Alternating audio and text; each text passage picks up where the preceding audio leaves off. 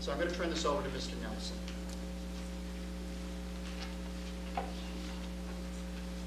Thank you, Dr. Schroeder. Did everyone pick up a sheet from the table as they walked in? What I'd like to do is, as we kick off this meeting, provide you a little context for the remainder of this evening's discussion. If you would refer to the top sheet that's entitled FY09 Budget Drivers, I'd like to speak to that.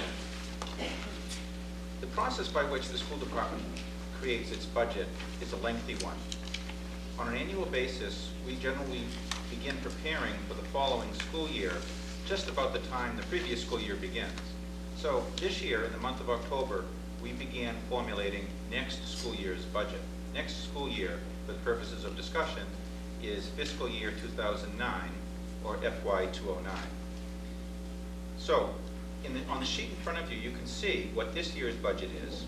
On the very top row, FY 08 budget, $20,701,000. The proposed FY 09 budget is shown at $21,886,000. That figure is what we're calling the status quo budget. And as I said, we spend a lot of time trying to determine and to quantify what the costs of the following school year is going to be. The manner in which we do that is for the administrative team to research and review all of the expenses that we're currently budgeting for and begin at the same time to project what those same things will cost next year. So, for example, in the area of building maintenance, we look to see what we project next year's utility costs to be. Grounds materials, building materials.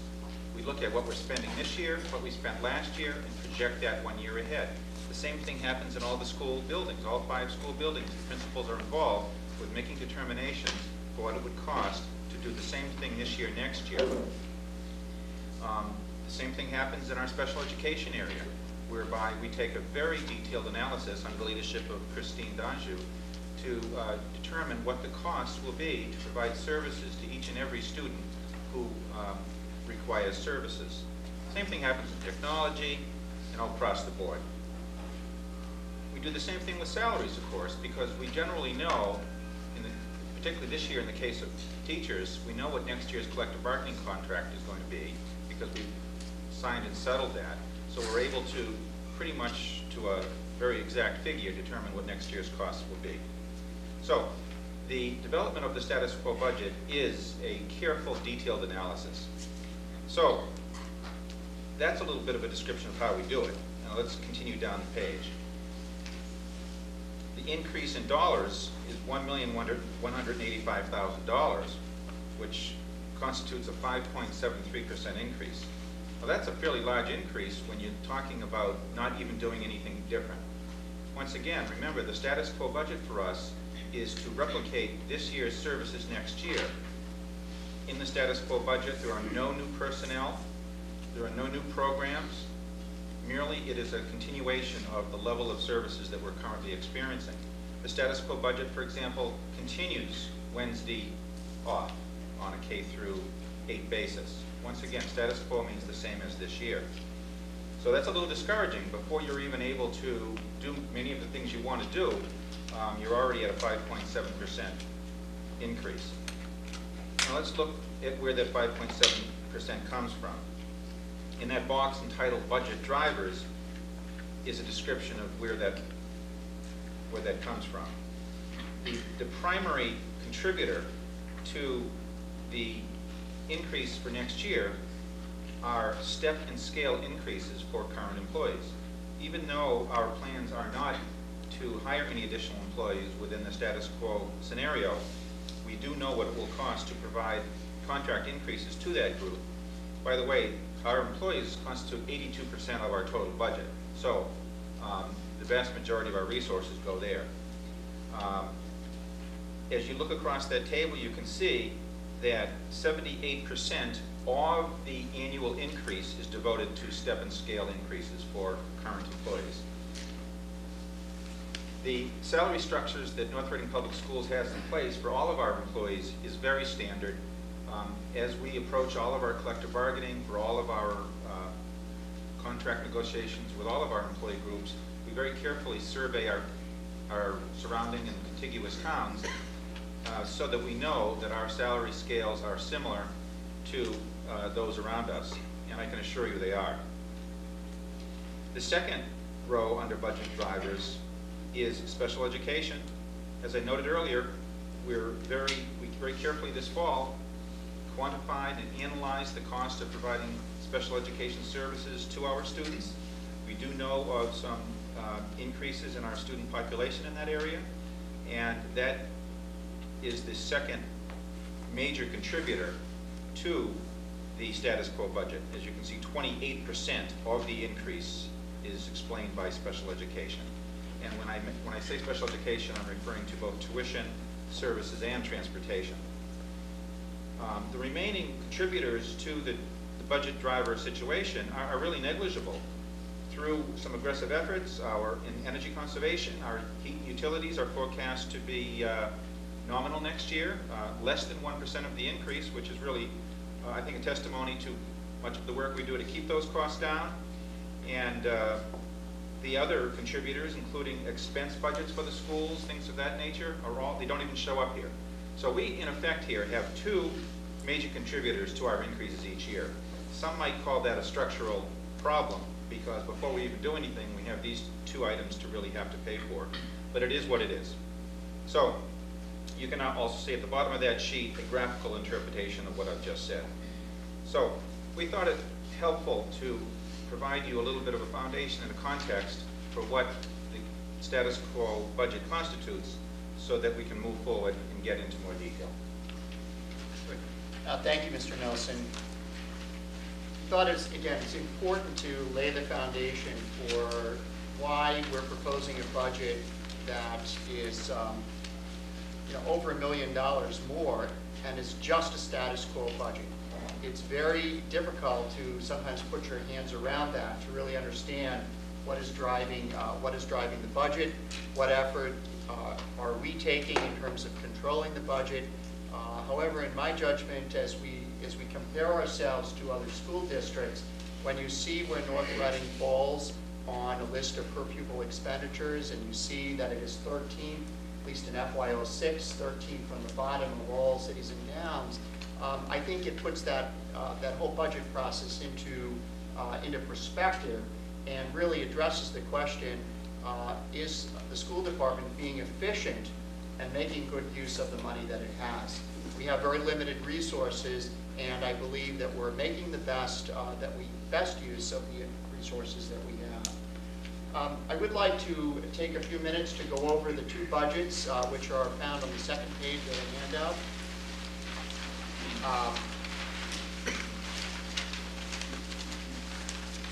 You should be looking at a sheet that has in the upper right-hand corner the date 3/10/2008, today's date, and you should see three different columns across the top. You'll see status quo, you'll see available funds, and you'll see school committee recommendation. I'd like to say at this point, based on the ongoing and significant work of the finance planning team, led by Mr. Mercieri, who is chair of the Board of Selectmen, and also the discussions that are coming out of the Board of Selectmen, as well as the efforts of the North Reading United for Education and the conversations that are being initiated in North Reading. I believe at this point, while no official vote has been taken, the best efforts of the town will tell me that the status quo budget is a budget that will be met with available funds. However, prior to all of this work, the available funds budget fell short, or the amount of money that appeared to be available to even meet the status quo budget was short by approximately $400,000. And you can see that if you draw your eye down the middle column of available funds, you see a negative $400,000. Prior to the work of the Board of Selectmen and the Finance Planning team, it was the school department's understanding that in order to move forward into the next fiscal year, it would be necessary to reduce $400,000 from the status quo budget. that clearly means if we had to live under available funds, that we would need to reduce $400,000. How would that be achieved? That would be achieved by increasing the athletic user fees by $35,000. You can see that is listed there where it says increase athletic fees minus $35,000 is being taken off. Basically, it is being added to the revenue by increasing fees. The school committee has taken an affirmative vote on that.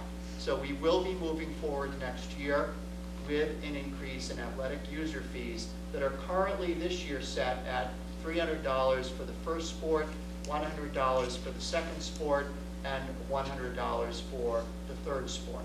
So we're not sure how we would implement that increase in athletic user fees, but we predict that it will add approximately $100 over the span of 3 seasons. And the school committee will be hearing a recommendation from me later on in the spring as to how we will move forward with that. The other $365,000 that you see as a negative number on the available funds column would have been the reductions that would have been necessary to close the gap between the available funds budget and the status quo. And that translates into 7.8 positions.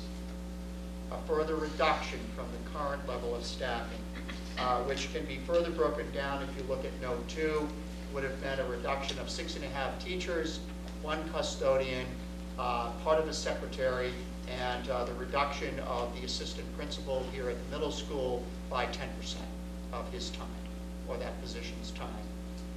The net yield for all of that would have been $365,000. So I say that tonight, even though I'm very confident that there will be significant action taken by the town to make up that difference, to close the gap. But I think it's important to point that out to show not only the difficulties that the school department faces with closing the gap, but how that has been transferred to the town, and the town side, through the Board of Selectmen, has made significant efforts to close that gap. So the status quo budget then appears to be the budget that will be met by available funds. But as Mr. Nelson indicated, it is a budget that adds no additional staff into FY09, into the next school year, so that we can anticipate every program cut that was made last June will be carried forward into next year. So that, again, a recap on that would list out the Wednesday afternoon early release, the daily study halls in our middle school, continuing with increased class size in our high school and in our middle school, the reduction in our music, art, physical education, health, elementary libraries, middle school libraries, elementary computer labs, and system-wide technology support. All of that will continue. And I'm going to be asking the principals in a few minutes to be talking about what that impact means, or what the impact has been this year from their office on the quality of education in North Reading. So it does not move us forward. And again, I think that it positions North Reading in a very, very difficult position as a school district that is funded 13th from the bottom in the state in FY06. I think it points out the difficulties and challenges we are all facing, not just as educators, but the community is facing, and parents are facing, and students are facing in terms of moving toward any level of improvement. So that's what the status quo budget is all about. It is the same, no changes from this year. What will change will be some increases in enrollment.